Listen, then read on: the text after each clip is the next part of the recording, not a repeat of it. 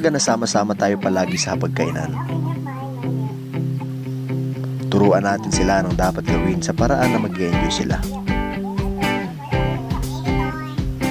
Samahan natin si Mrs. mag-diet nang hindi niya nahahalata. Samahan natin silang maglaro at bigyan natin sila ng time. Minsan lang sila maging bata. Mahalaga ang oras sa kanila.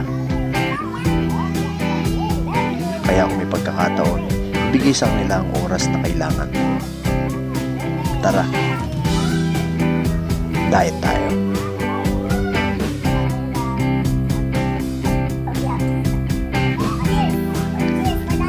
Let's cheers para sa masarap na luto ni Bunso.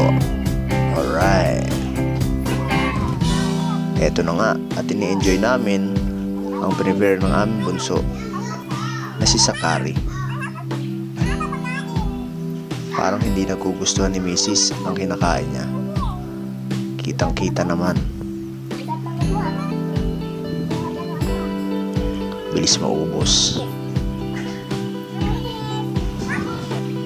Dahil dyan, kuha ka pa.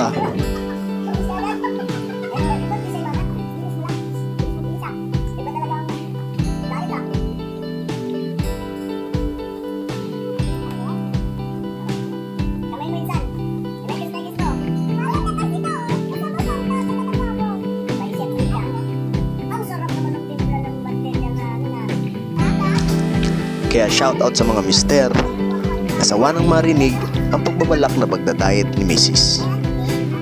Ito ay para sa inyo. Tawagin natin itong Diet Tips number 1.